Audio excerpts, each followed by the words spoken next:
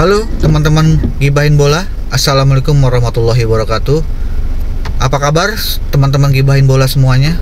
Sebelumnya saya ucapkan terima kasih banyak kepada teman-teman yang udah mengklik channel ini, agar channel ini lebih berkembang dan kalian semua tidak ketinggalan dengan video-video dari Gibahin Bola berikutnya, terutama tentang perkembangan sepak bola timnas Indonesia.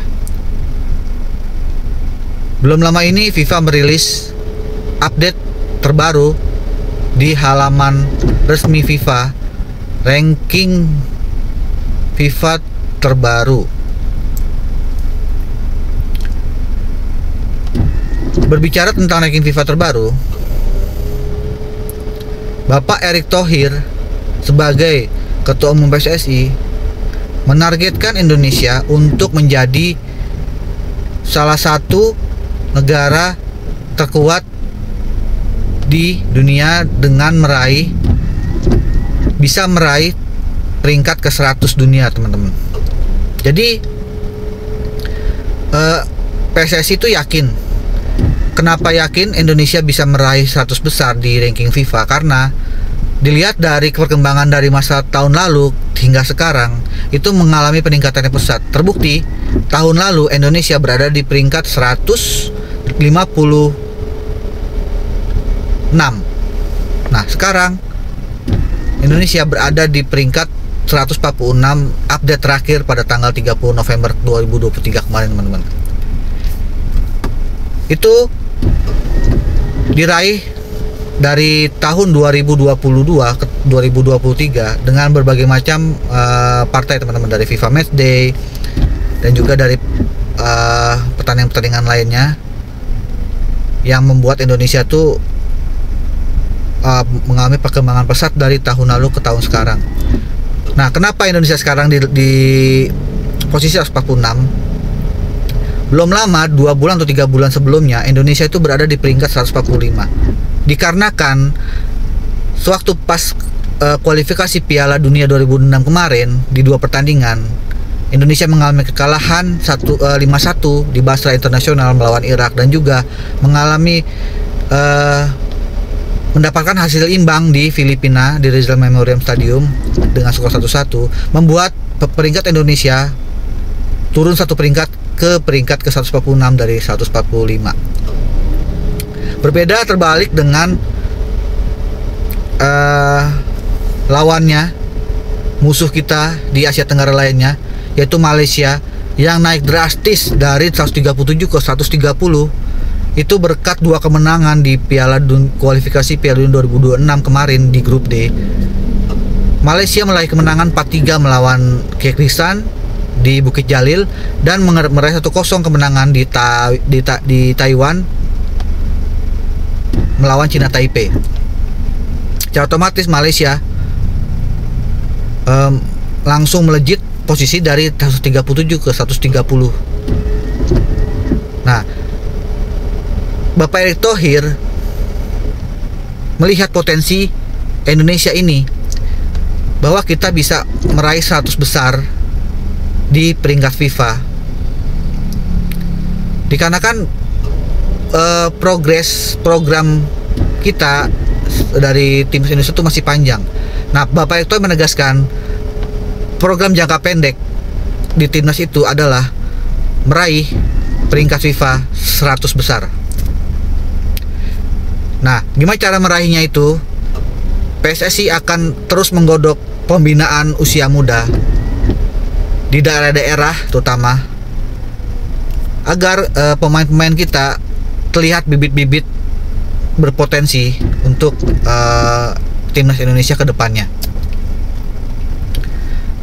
Dan juga itu harus dibantu dengan elemen-elemen yang berhubungan dengan persepak bolaan Indonesia, teman-teman. Jadi Bapak Erick Thohir membuat program jangka pendek itu untuk menembus 100 besar peringkat FIFA dengan fokus utamanya yaitu yang tadi saya bilang, pembinaan usia muda di persepak bola Indonesia. Nah, menarik juga Bapak Erick Thohir juga memiliki program jangka panjang, yaitu lolos ke Piala Dunia 2000, lolos ke Piala Dunia, baik itu tahun 2026 ini maupun Piala Dunia 4 tahun berikutnya. Tapi kita melihat Piala Dunia dekat ini, teman-teman, 2026. Kita masih panjang jalannya, walaupun kita kemarin memiliki hasil buruk di 2 pertandingan, tapi jalan kita masih panjang. Masih ada beberapa pertandingan yang harus kita lewati, kita hadapi untuk bisa lolos ke fase berikutnya, teman-teman. Nah, jadi untuk target jangka panjang Erick Thohir ini adalah masuk Piala Dunia bukan sebagai tuan rumah, tetapi sebagai peserta Piala Dunia. Nah, yang kita tahu untuk Piala Dunia 2026 ini di benua Asia mendapat privilege itu 8 negara plus 1 negara melalui playoff. Nah, ini sebenarnya keuntungan juga buat Indonesia, karena sebelumnya piala di negara Asia itu hanya terbuka slot itu sekitar 4. Nah, 4 negara tersebut ya kalian semua pasti tahu ya, hanya itu aja yang pasti lolos, kayak Korea, Jepang, Iran, Arab Saudi, 4. Nah 4 plus 1 lagi ini kemungkinan besar Indonesia bisa mengambil tempat di 5 negara tersebut. Jadi makanya Erick Thohir tuh sekarang fokus untuk gimana caranya kita semaksimal mungkin bisa lolos ke Piala Dunia 2026 ini. Walaupun tidak lolos ke Piala Dunia 2006 ini, secara minimal kita tuh harus bisa lolos ke fase ketiga. Karena selain kita mengincar peringkat 100 besar, nah kita juga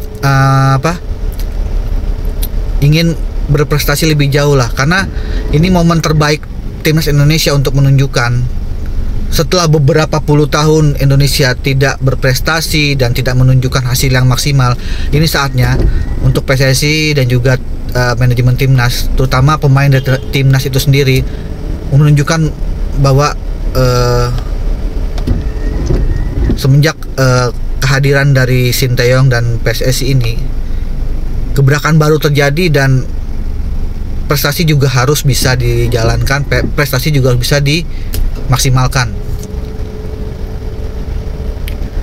Nah, otomatis jangka pendek dan jangka panjang itu berkesinambungan, teman-teman.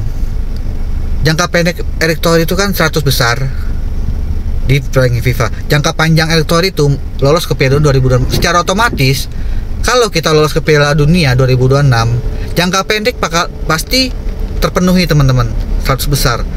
Karena kita melalui Piala Dunia ini banyak step, banyak fase. Dari fase pertama kita sudah lolos, sekarang fase kedua, nanti fase ketiga, fase keempat, dan fase kelima yang menentukan siapa-siapa saja dari negara Asia tuh yang lolos ke Piala Dunia 2026. Nah, dari situ kita bisa program kedua-duanya dari jangka pendek dan jangka panjang pasti menyatu apabila kita bisa lolos ke Piala Dunia 2026. Maka dari itu PSSI terus gencar melaksanakan program naturalisasi sebanyak-banyaknya agar target dari jangka pendek dan jangka panjang ini terlaksana dan terrealisasi dengan baik, dan semuanya juga harus bekerja sama, baik pelatih, terutama pelatih Sinteyong itu ditargetkan berprestasi dan juga membuahkan hasil di beberapa ajang setelah ini ya, teman-teman. Bukan target maksimal, tetapi ini harus bisa merubah permainan kita, merubah image dari dunia bahwa kita bisa menjadi kekuatan baru di benua Asia ya, teman-teman. Nah, memasuki 100 besar itu tidak mudah dan tidak gampang.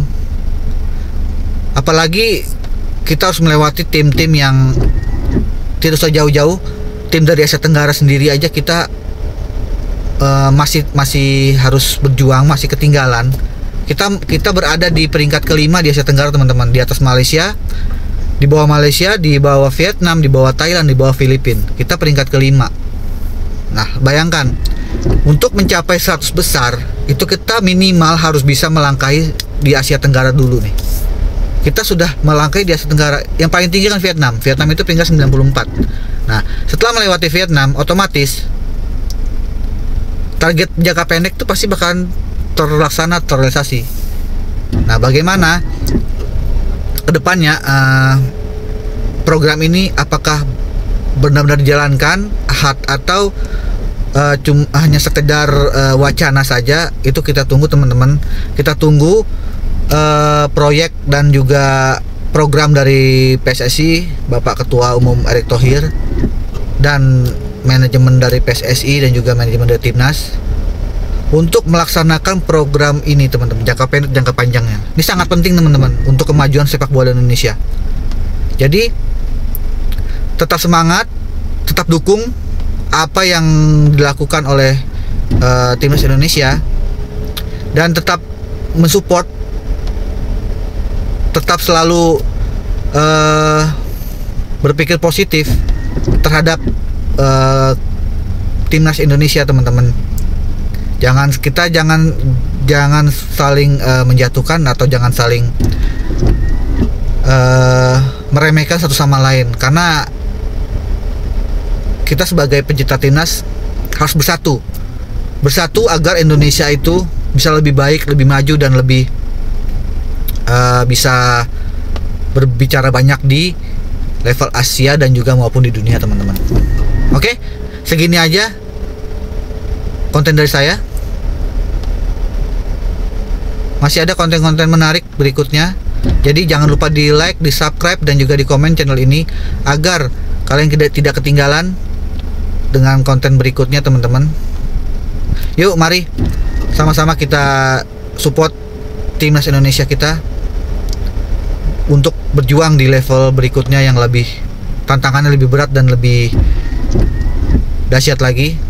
Dan kita juga sama-sama harus saling mendoakan agar perjalanan Timnas Indonesia ke depannya akan lancar dan tidak ada halangan yang mengganjal, baik dari pemain maupun dari pelatih ya teman-teman. Oke, sekian aja. Assalamualaikum warahmatullahi wabarakatuh. Salam olahraga, salam sepak bola.